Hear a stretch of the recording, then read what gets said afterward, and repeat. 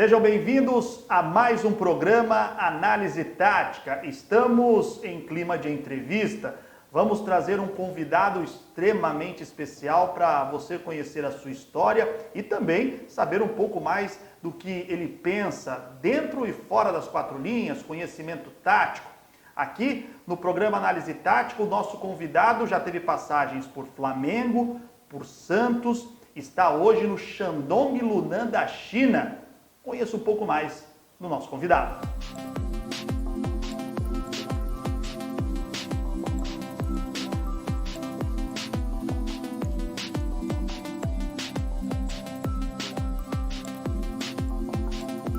Ivan Garcês, tudo bem? Tudo bem, meu Seja amigo. bem-vindo ao programa Análise Tática, prazer tê-lo aqui com a gente. Muito obrigado, eu que agradeço.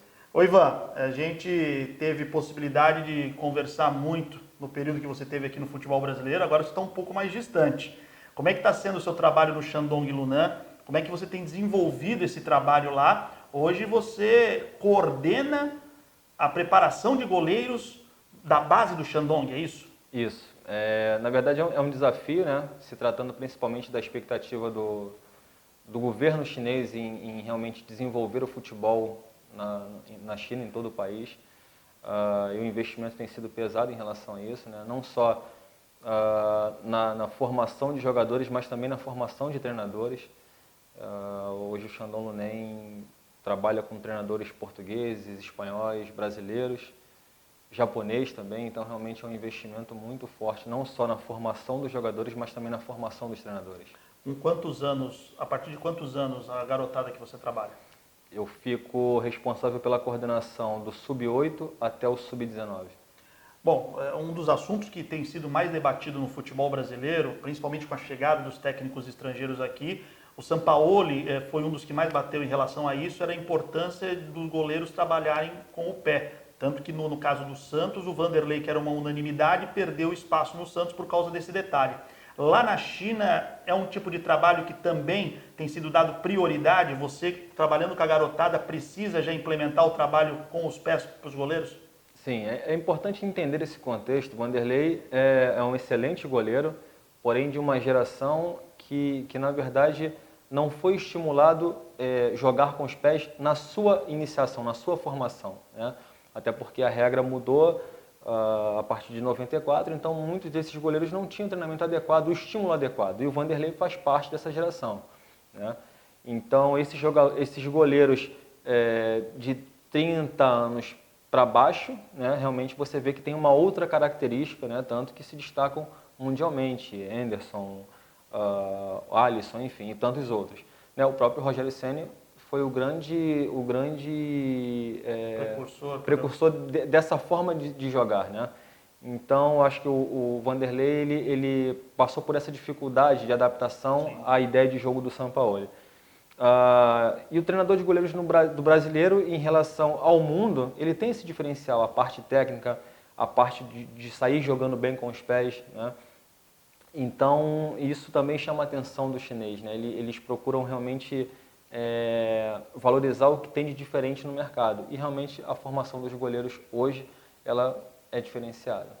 O brasileiro hoje, ele é bem visto nessa área de goleiro? Porque eu te pergunto isso porque eu lembro que lá atrás era um mercado muito fechado. Até no caso aqui do cenário nacional, um Taffarel ir para a Itália e abrir esse caminho. Como é que é visto hoje a função de goleiro no mercado internacional? Eu sempre comento que o Taffarel e o Dida e o Júlio César foram... o Taffarel iniciou e Dida e Júlio César consolidaram esse processo, né? Então, realmente foram três profissionais que fizeram a diferença no mundo. E pela minha experiência fora do país, né, tanto na Itália quanto em Portugal, eu percebo o quanto esses países admiram, né, o treinamento de goleiro e, é claro, os goleiros, né? Brasileiros. Você falou de dois países do velho continente que eu acho que é importante, né? A gente, antes de entrevistar qualquer profissional que vem aqui no programa, a gente dá aquela estudada boa.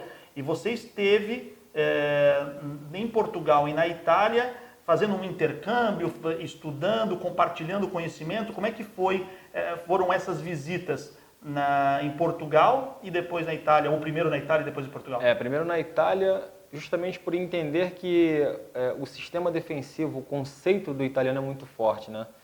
Então, e também forma muitos goleiros com qualidade. A minha ideia era tentar pegar um pouquinho dessa ideia e, é claro, adaptar ao Brasil. Acho que isso é o mais importante também. Não adianta você pegar uma ideia de um país e simplesmente colocar no Brasil. Acho que você tem que adaptar aquela ideia à cultura do futebol daquele país. Que ano você foi para lá? Em 2011. E eu tinha como característica sempre do futebol italiano de um bom sistema defensivo, com goleiros realmente sempre com boa tomada de decisão. No nosso dia a dia nós chamamos goleiros que resolvem um problema. A técnica às vezes não é tão refinada como a do brasileiro, mas eles são extremamente eficientes no gol, né? É uma característica do goleiro italiano, do Buffon, do Zenga, enfim. Então eu tentei pegar um pouco dessa ideia e adaptar ao treinamento de goleiro, né? E ainda tive uma felicidade de voltar da Itália, mas também com a ideia de chegar aqui e apresentar a Associação de Treinadores de Goleiros do Brasil. Você que fundou essa associação, Ivan? Isso. Ué, uma ideia fantástica num futebol em que a gente sabe que às vezes é tão difícil ter uma integração, né? Você conseguir fazer com que uma categoria ande pelo mesmo caminho, isso deve ser muito gratificante para você. Na verdade, eu tenho como exemplo a minha própria transição, né? Eu joguei na base, né? Não me tornei profissional, e recebi um convite do meu treinador de goleiros da época, o Aimoré, que é uma pessoa que eu tenho eterna gratidão. Só que eu tinha somente aquela experiência, e eu não tinha cursos na época que qualificassem o profissional a fazer essa transição de maneira adequada, de ter vivido a experiência de jogar e aí sim depois chegar ao campo, mas com curso, com qualificação. Então acho que a BTG, justamente ela ofereceu isso aos profissionais, né? Uma qualificação, uma oportunidade de trocar ideias, de estudar, de se qualificar e realmente fazer um trabalho diferenciado. Bom, você citou Portugal e eu não tenho nem como fugir da questão de Portugal sem lembrar do Jorge Jesus, que eu acho que quando aqui no futebol brasileiro se fala de Portugal, tem sido a principal referência. Você acha que o Jorge Jesus realmente tem sido esse fenômeno que todos rotularam como um técnico diferenciado dentro do mercado brasileiro, podemos dizer assim? Eu acho ele diferenciado em relação não só ao futebol brasileiro, mas ao mundial. Eu acho ele realmente um treinador que deixou um legado, que deixa um legado aqui, que deixa uma ideia bem clara de jogo, isso não tenha dúvida. É claro que todo o contexto ajuda, né? Se você for analisar o grupo do Flamengo, são jogadores com experiência internacional, eu acho que isso facilitou também que esses jogadores buscassem um entendimento mais rápido da ideia dele, né, de jogo. E eu acho que o Flamengo num todo tem uma estrutura que facilita o treinador colocar suas ideias. Um bom CT com bons jogadores, o sistema, o departamento médico do Flamengo, eu falo isso porque trabalhei lá, é fantástico, né? O treinador de goleiros, o Wagner, é um profissional que eu conheço, excelente, uma referência no Brasil hoje. Então, eu acho que todo esse contexto potencializou, né, a ideia de jogo do Jorge Jesus. Eu acho que são jogadores extremamente competitivos, você vê o Flamengo a todo momento buscando o gol, buscando a vitória. E é claro, uma equipe como essa, mas também com uma ideia de jogo, uma equipe organizada, com conceitos, que também é importante deixar bem claro que isso não é a primeira vez que acontece no Brasil, né? Nós temos a equipe do Tele em 92, que era fantástica, 94 o Palmeiras com o Luxemburgo, 2011 o Corinthians, 2003 o próprio Cruzeiro também com o Luxemburgo, fazendo uma campanha brilhante no Brasileiro. Então não é a primeira vez que isso acontece. Então, pela tua linha de raciocínio, aonde você quer chegar é o seguinte: o técnico brasileiro não pode ser tão desvalorizado, talvez, nesse grau de análise quando se fala de Jorge Jesus. O brasileiro, muitas vezes, pela própria crítica, tem sido muito desvalorizado dentro do cenário nacional. E temos qualificação dentro do mercado. Eu penso que isso é uma falha de uma parte da imprensa no Brasil. Sim. Eles não conseguem valorizar o Jorge Jesus sem antes desvalorizar o profissional brasileiro. Eu acho que não pode ser assim. O Jorge Jesus, como eu falei anteriormente, é um profissional diferenciado, deixa um legado aqui fantástico no Brasil, é um profissional que realmente, acredito até que a CBF deveria tentar colocar o Jorge Jesus nos cursos de qualificação, para realmente ele passar um pouco da ideia dele. Não para ele fazer o curso, para ele Não, para ele participar como um dos professores, eu acho que seria fantástico. mas eu não posso deixar também de falar da importância dos profissionais hoje no Brasil. E você tem diferentes gerações que realmente são fantásticas. Você não pode desvalorizar a história do Luxemburgo, do Muricy, do Mano, mas também tem uma nova geração chegando também, Zé Ricardo, o próprio Thiago, Jardine na seleção. Então você vê que, não gosto nem de falar nomes porque eu posso ser injusto com um ou outro, mas você vê vários profissionais, né, com um potencial incrível. Então nós não podemos também achar que aqui não existe profissionais competentes. Existe sim, e eu acho que isso, infelizmente, é uma parte da imprensa que alimenta isso e que é um grande erro. Eu vou fazer só, antes da gente passar a bola para o Caio Couto, eu vou fazer o papel de advogado do diabo. Porque você falou assim, né, que ele é diferenciado, o Jorge Jesus, mas ganhou um grupo que é muito qualificado. O Vanderlei Luxemburgo até chegou a dar uma entrevista dizendo assim que nenhum técnico no futebol brasileiro teve a chance de ter tantos jogadores que já tinham disputado o Champions League num time titular aqui no futebol brasileiro, e o Jesus ganhou, e a estrutura que o Flamengo tem. Se um Jorge Jesus caísse num clube como, vamos dizer assim, um São Paulo, que é clube grande, muita gente diz que ficou um pouquinho para trás na questão de estrutura, tem um elenco que está lá mais ou menos, será que ele teria condição de desenvolver um trabalho tão bom? O Jorge Jesus, ele faz parte de uma engrenagem que deu certo, ou ele por si só ele consegue fazer com que uma engrenagem ande dentro do clube? Eu penso que no futebol ninguém vence sozinho. É um conjunto. É um conjunto. Eu acho que o Jorge Jesus, se você for analisar a mudança do Flamengo, ela não vem de agora. Sim. Né? E isso eu falo pela experiência que eu vivi no clube. Eu acho que desde a gestão da Patrícia Amorim, o clube vem só evoluindo. E essa gestão, teve a do Bandeira, que realmente deu todo esse suporte, e agora chega essa nova direção, com ousadia, buscando ser realmente diferente no mercado, dá todo um suporte também ao treinador, e isso fica muito claro para os jogadores, quem manda aí é o treinador, e eu acho que isso é importante em todos os clubes, o que não é a realidade de todos os clubes no Brasil. Você vê treinadores que realmente não têm autonomia, e aí no primeiro momento de crise, o primeiro a ficar desestabilizado e realmente sofrer as consequências de uma derrota é o treinador. Então eu penso que hoje o Flamengo ele tem um conjunto de fatores que potencializa o trabalho do Jorge Jesus. Bom, Ivan, deu para perceber que dentro da tua análise tem um conhecimento que ele transcende essa função específica que você tem de coordenação na preparação de goleiros. E você, claro, deve estar se especializando e isso é importante para todo profissional da área, né? Assim que, como o Caio Couto às vezes brinca, né? A perna dá aquela pesada, como é que fica? Você pensa sair desse cenário e procurar uma outra função dentro do futebol? Eu costumo brincar que o treinador de goleiros tem prazo de validade, né? Então, assim, é claro que a longo prazo eu acho que ainda consigo aí trabalhar 10, de repente 15 anos aí como treinador de goleiros, mas fazendo uma transição bem tranquila, eu penso assim, mais para frente, ou trabalhar numa coordenação de base, ou até mesmo como um auxiliar técnico. Eu acho que é uma transição natural, mas eu não penso para agora. Mas, de qualquer maneira, já me preparo e eu acho que até me facilita um pouco no dia a dia. Com a experiência agora que eu fiz o curso da CBF, da coordenação técnica, você passa a ter um entendimento do futebol não todo. E não somente a minha parte específica do treinamento de goleiro, né? Eu acabo entendendo um pouco mais a cabeça do treinador, o que um gestor pensa.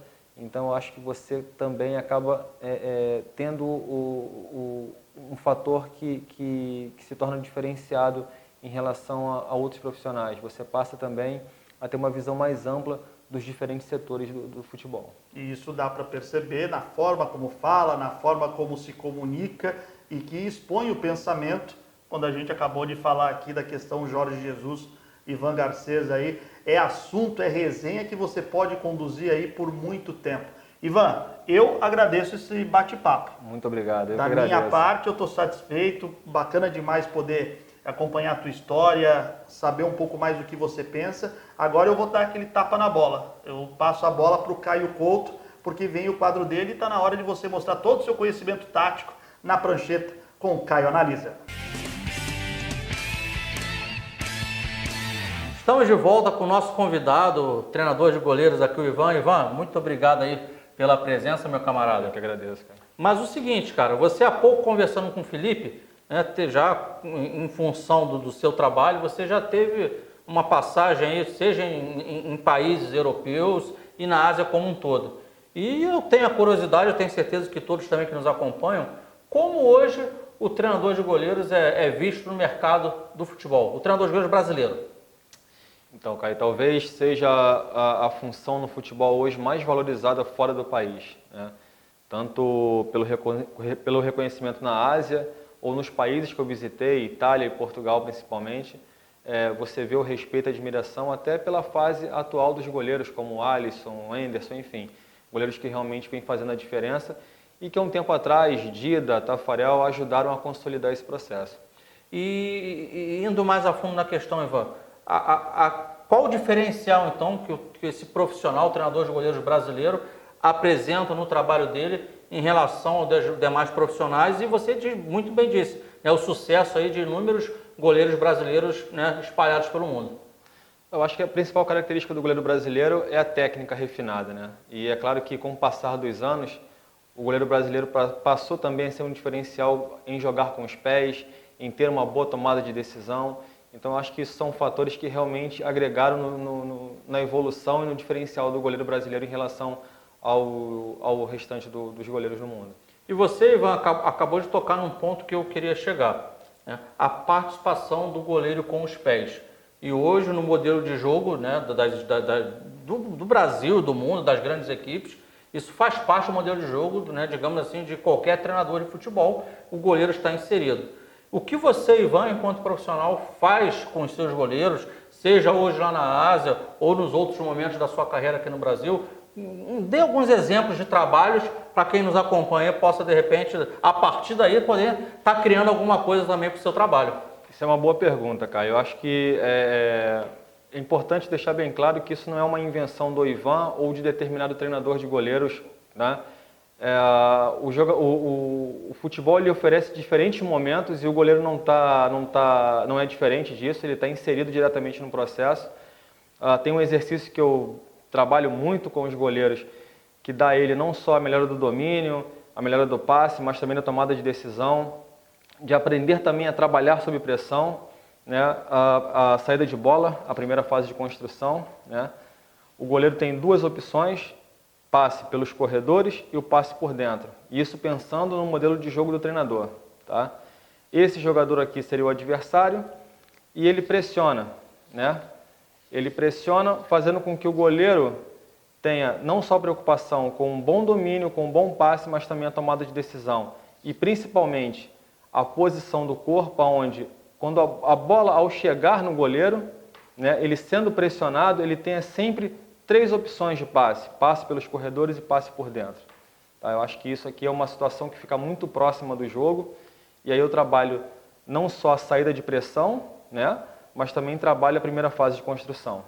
E aí, você quando diz desse posicionamento do corpo como um diferencial, deixa eu ver se eu entendi bem. Seria então o teu goleiro sempre, digamos assim, ele está com uma visão de 180 graus do campo, ele está posicionado de frente, ou seja, eu vejo o que está à minha direita e eu consigo ver o que está à minha frente e à minha esquerda. E não eu, de repente, ter o corpo virado só para uma situação. Exatamente. Ele não pode nunca receber essa bola aqui, tendo somente a opção de devolução para esse jogador. Ele tem que estar posicionado, tá? Sempre com a opção de 3 passes ou pelo menos 2. Né? E também dentro desse contexto aqui, né? E aí colocando uma dificuldade maior, mas também dentro de um contexto de jogo, eu coloco os jogadores da segunda linha, tá? E aí acrescento mais um na pressão, né? Aonde a bola passe pelo goleiro e ele tem novamente as 2 opções de corredores, mais o passe por dentro. Porém, se ele não conseguir achar nenhum desses 3 passes aqui, ele tem o segundo momento, que são os passes na segunda linha, tá? Então é um outro contexto, né? É como se fosse aqui dentro uma progressão pedagógica, né? Você está saindo do trabalho mais fácil para o mais complexo. Então, o passe mais curto já para um passe mais curto, mas também com um passe longo aqui, caso o goleiro não tenha como sair, né? E ele passa a ter a opção dos passes longos. E para que não fique, de repente, muito solto para quem nos acompanha, ele falou que esse trabalho aqui, lógico, ele trabalha de acordo também com o modelo de jogo empregado pelo treinador dele.